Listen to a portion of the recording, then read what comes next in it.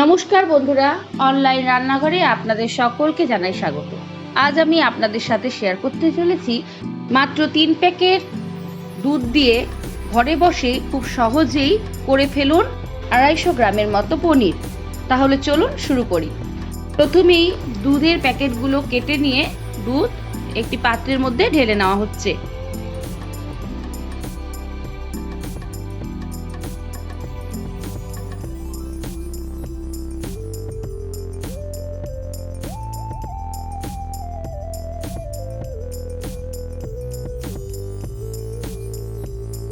তিন প্যাকেট দুধই ঢেলে নেওয়া হলো। এবার গ্যাসের ফ্লেম অন করে হাই ফ্লেমে দুধটাকে ভালো মতো জাল দিয়ে নিতে হবে।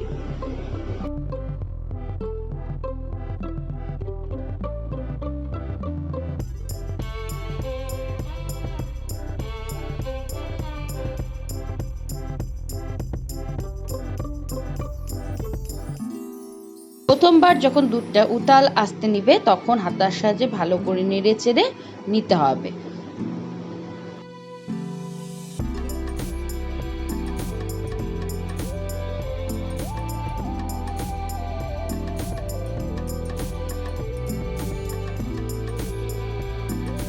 এরপর ভালোভাবে উতাল আসতে দিতে হবে।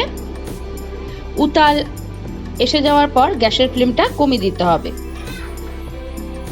যাতে দুধটা উতলে না পড়ে যায়। এই প্রসেসটি কিন্তু সব সময় দুধের সামনে থেকেই এটা করতে হবে, কখনোই দুধের সামনে থেকে নড়া যাবে না, কারণ নড়লে দুধটা উতলে পড়ে যেতে পারে। এরপর 3 চামচের মতো ছানা পাউডার অ্যাড করা হলো।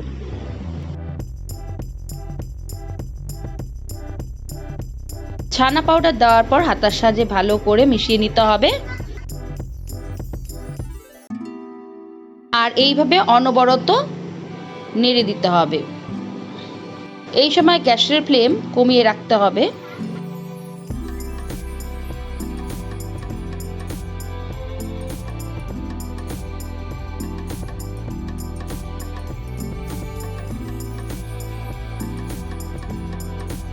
আরও 1 চামচের মতো ছানা পাউডার এর মধ্যে অ্যাড করা হলো।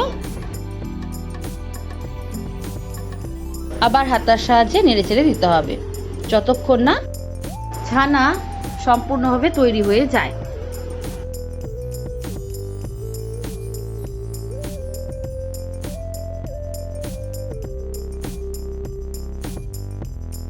ছানা সম্পূর্ণভাবে তৈরি হয়ে গেছে। এখন গ্যাসের ফ্লেম বন্ধ করে দিয়ে এবার একটি পাত্রের মধ্যে পরিষ্কার ধুয়ে নেওয়া একটি সুতির কাপড় পেতে নেব। সেই সুতির কাপড়ের মধ্যে ছানা ছেঁকে নেব।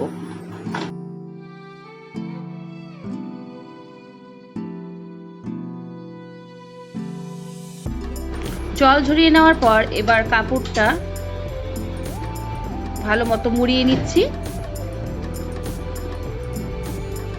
যাতে খুব তাড়াতাড়ি ছানাটা ঠান্ডা হয়ে যায়। সেই কারণে একটি পাত্রের মধ্যে জল নিয়ে তার মধ্যে ছানাটা ভালো মতো ধুয়ে নিচ্ছি, তাতে হাতে গরমটা লাগার সম্ভাবনা কমে যায়।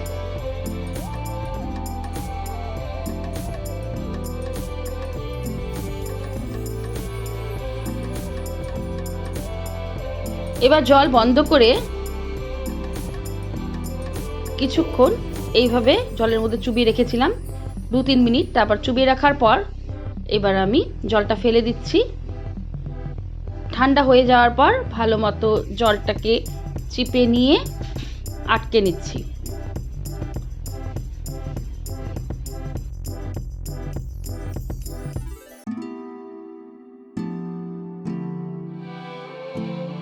এবার আরও যেটুকু জল এর মধ্যে থাকবে সেটা ঝরিয়ে নেওয়ার জন্য আমি কোনো এক জায়গায় আটকে রাখলাম।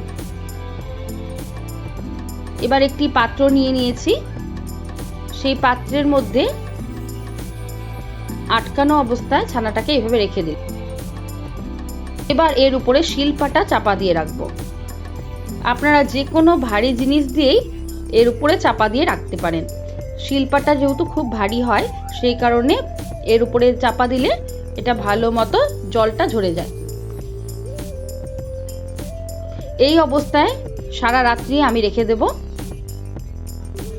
আপনারা চাইলে এটা কম সময় রাখতে পারেন, 6 ঘন্টার মতো রাখলেও হবে।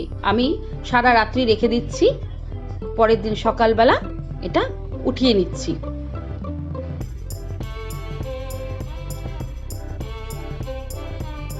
দেখুন জল ঝরে গেছে আর এটা শক্ত অবস্থায় এভাবে রয়েছে। এবার এর থেকে কাপড়টা খুলে আপনাদের দেখিয়ে দিচ্ছি।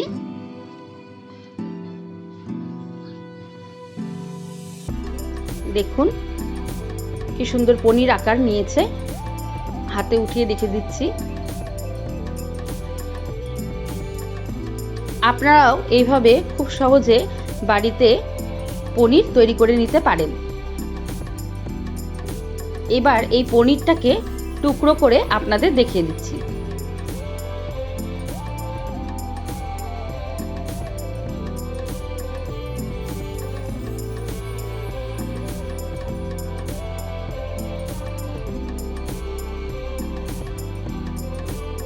বাইরের পনির কেনার থেকে বাড়িতে আপনারা যদি এইভাবে বানিয়ে নেন পনির, কেনার পনির থেকে কিন্তু বাড়ির পনির অনেক অনেক টেস্টি খেতে।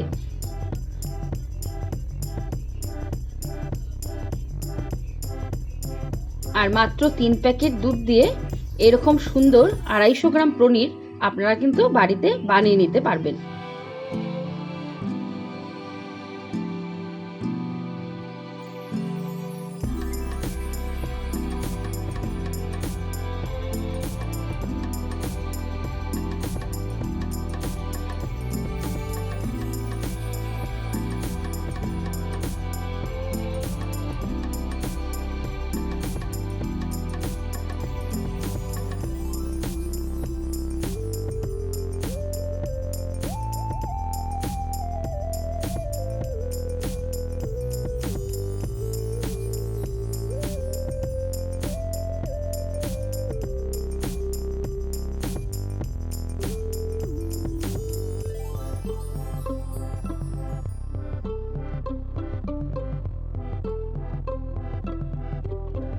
দেখুন বন্ধুরা কি সুন্দর পনির তৈরি হয়েছে।